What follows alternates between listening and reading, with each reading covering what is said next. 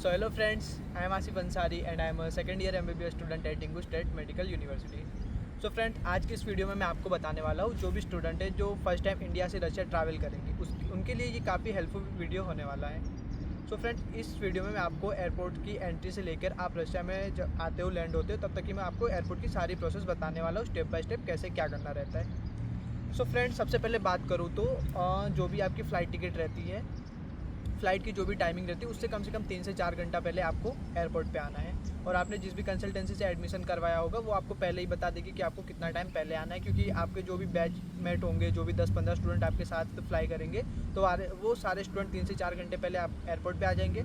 आपके जो भी कंसल्टेंसी वाले होंगे वो एयरपोर्ट पे आएंगे, आपके जो भी वीज़ा, पासपोर्ट, जो भी उनके पास आपने डॉक्यूमेंट सबमिट करवाया है वो सारे डॉक्यूमेंट्स आपको मिलेंगे। फिर आपका टाइम जब हो जाएगा तो आपको अंदर एयरपोर्ट पे एंट्री होगी।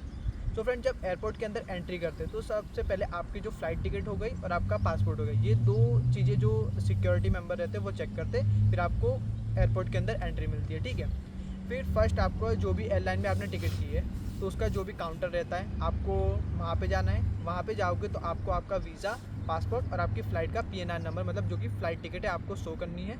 फिर वहाँ से आपका जो भी लगेज रहेगा, ठीक है, जो मतलब बड़ी बैग रहती है लगेज की, वो आपको वेट करवाना है। ठीक है, उसके ऊपर स्टिकर लगेगा और वो फ़्लाइट के अंदर चली जाएगी। फिर आपका जो केबिन बैग रहता है वो भी वेट होता है। ठीक है, आपका लैपटॉप बैग भी वेट होता है, लेकिन उसको क्या रहता है वो अपने पास ही रखना। अगर आप चाहो तो उसको फ़्लाइट के अंदर भेज सकते हो, लेकिन ज़्यादा अगर ना भेजो तो वही सही रहता है। ठीक है, तो आपको जो भी आपका केबिन बैग और लैपटॉप बैग रहता है वो साथ में रखना है। आपका ये लगेज वेट हो जाएगा, आपको बोर्डिंग पास मिलेगा। बोर्डिंग पास से आपका गेट नंबर उस पर लिखा रहेगा और आपका सीट नंबर दोनों लिखा रहेगा, मतलब आपको आपकी फ़्लाइट कौन से गेट से आपको जाना है और आपका जो भी मतलब सीट नंबर रहता है, आपको कौन सी सीट नंबर है वो बोर्डिंग पास में लिखा रहता है। सो फर्स्ट फ्रेंड्स, आप एयरपोर्ट में अंदर हुए, एयरपोर्ट के अंदर आपने एंट्री ली। ठीक है, फिर आपका बोर्डिंग पास वगैरह आ गया।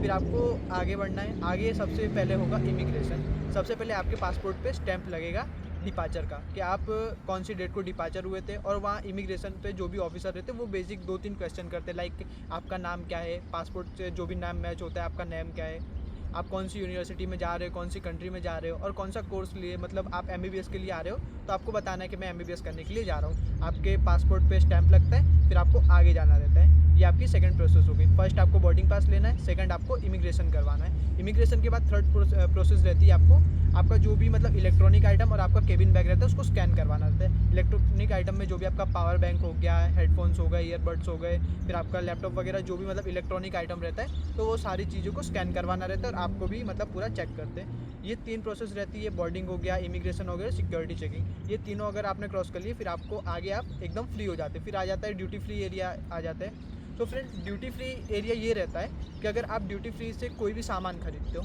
मतलब कुछ भी, वहाँ पे हल्दीराम के स्टोर रहते हैं, बहुत सी मतलब नमकीन स्नैक्स ब्रांड्स रहती है, तो अगर आपको वहाँ से आप कोई भी नमकीन वगैरह खरीदते हो, ठीक है, 2 किलो, 4 किलो या 5 किलो, कितना भी आप खरीदते हो, तो उसका लगेज काउंट नहीं रहता। ये रहता है ड्यूटी फ्री का बेनिफिट। और जो चीज़ें मिलती है वो भी प्रॉपर आपकी रहती है, MRP के बेस पे रहती है। सो फ्रेंड्स, आपके ये तीनों प्रोसेस हो गई, आपकी बोर्डिंग हो गया, इमिग्रेशन हो गया और सिक्योरिटी चेकिंग हो गया। इसके बाद आप एकदम फ्री हो जाते, फिर आराम से आप एयरपोर्ट घूम सकते हो, क्योंकि बोर्डिंग पास में आपका गेट नंबर लिखा रहता है। तो आप गेट तरफ जाते जाते आपके बीच में बहुत सारे स्टोर आ जाते हैं। अगर लाइक आपको कुछ नमकीन स्नैक्स वगैरह खरीदनी तो आप वहाँ से खरीद सकते हो।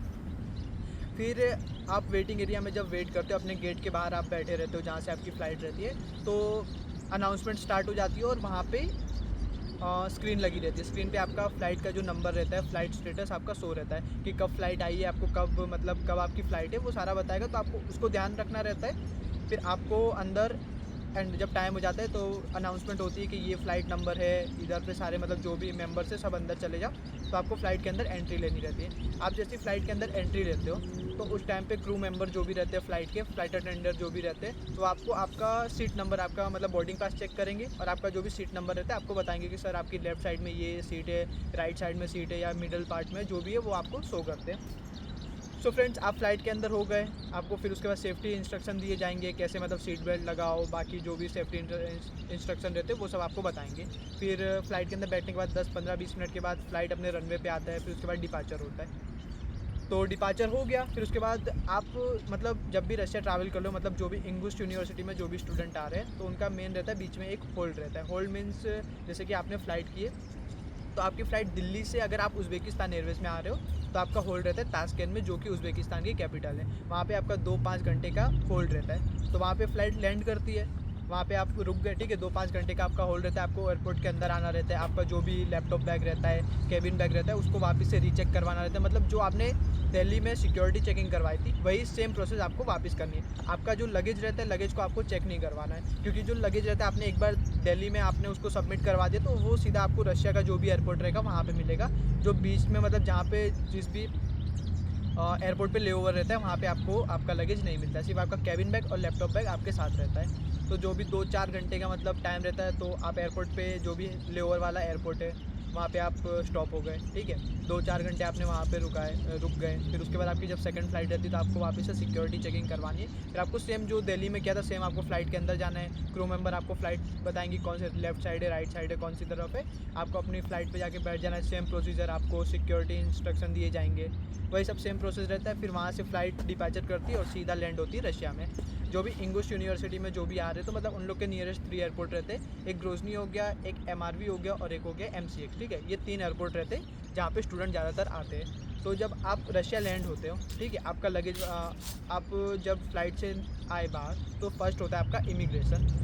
तो फ्रेंड ये आपको खास ध्यान रखना है। देखो फर्स्ट यहाँ के जो भी एयरपोर्ट के मेंबर रहते हैं उन लोग को इंग्लिश नहीं आती है, ठीक है। वो आपको रशियन में क्वेश्चन करते हैं और अगर इंग्लिश आती तो बहुत थोड़ी बहुत आती रहती है तो वहाँ पे दिक्कत होती है। तो आपको सिंपल से क्वेश्चन करते हैं, किस लिए आए हो यहाँ रशिया में, कौन सी यूनिवर्सिटी, कौन सा कोर्स है, कितने साल के लिए आए हो, और आपका वीज़ा वगैरह देखते हैं। और वो थोड़ा स्ट्रिक्टली आपको क्वेश्चन करते हैं, तो आपको बिल्कुल घबराना नहीं है। बस नॉर्मली एकदम कॉन्फिडेंस से आपको आंसर देना है कि मेरा नाम ये है, मैं इसलिए आया हूँ, मैं MBBS की स्टडी के लिए आया हूँ, 6 साल का मेरा कोर्स है। और आपका मेन आपको जब रशिया में आपका इमिग्रेशन होता है तो सबसे पहले आपको ध्यान रखना है आपका जो एडमिशन लेटर और इन्विटेशन लेटर रहता है वो आपको प्रिंट आउट करवा के लानी, क्योंकि एयरपोर्ट पे जब इमिग्रेशन का रशिया में टाइम रहता है तब जो भी स्टाफ रहता है वो बोल देता है कि हमें ये एडमिशन लेटर हो गया, ये इन्विटेशन लेटर शो करो। तो आपको तुरंत वो दिखाना रहता है। और उस टाइम पे क्या पता आप फ्लाई कर रहे हो, आपके इतनी लंबी ट्रैवलिंग है, आपका फ़ोन डिस्चार्ज हो गया, तो ये भी हो सकता है। तो इसलिए अगर आप उसकी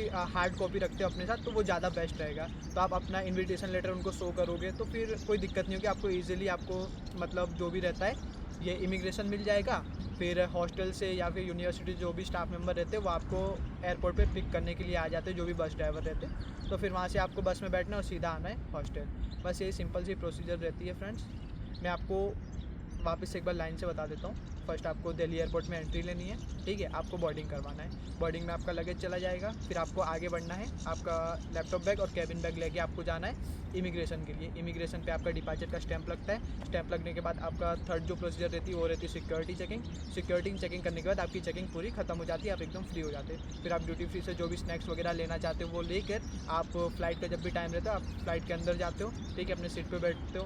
फिर फ्लाइट डिपार्चर मतलब जो भी फ्लाइट का डिपार्चर होता है, फिर उसके बाद आप लैंड करते हो। आपका जो भी लेओवर जो भी होल्ड है जिस भी कंट्री में, ताशकेंत हो गया, दुबई हो गया या अबू धाबी, जो भी जहाँ पे भी आपका होल्ड है, तो आपको वहाँ से सेकंड फ़्लाइट लेनी है। वहाँ पे सिर्फ आपको जो बीच में जो भी लेओवर वाला एयरपोर्ट रहता है तो वहाँ पे सिर्फ आपको सिक्योरिटी चेकिंग करानी रहती है, बाकी लगेज वेट नहीं करवाना रहता है। फिर वहाँ से आपकी सेकंड फ़्लाइट में आप बैठ के आप रशिया में लैंड करते हो। रशिया में लैंड करते हो तो आपको आपका इमिग्रेशन रहता है, इमिग्रेशन आपने ले लिया, ठीक है। जो भी क्वेश्चन रहते हैं, इन्विटेशन लेटर शो करने का बोलते हैं, एडमिशन लेटर हो गया, वो आपको जो भी स्टाफ मेंबर रहते हैं उनको शो करना रहता है। फिर उसके बाद आपका लगेज जो भी रहता है, लगेज आ जाता है। अपने लगेज के ऊपर और लगेज लेकर आओ तो मतलब उसके ऊपर कुछ अपने नाम छोटा सा लिख के रहो या फिर ऐसा कुछ निशान उसके ऊपर लगा के रहो कि आप इजीली उसको पहचान पाए कि हाँ ये मेरा लगेज है। क्योंकि क्या होता है बहुत से लोगों के सेम बैग रहते हैं, फिर वहाँ पे दिक्कत हो जाती है। तो आप जो भी आपका लगेज बैग रहता है तो उसके ऊपर छोटी सी एक स्टिकर वगैरह जो भी अपने नाम से लिख कर लाओ, ठीक है।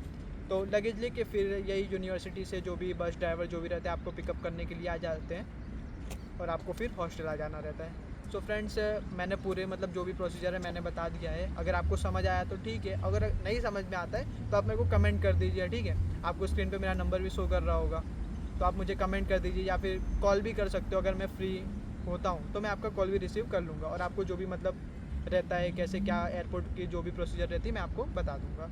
ओके फ्रेंड्स, मिलते हैं नेक्स्ट वीडियो में, बाय। जो दिक्कत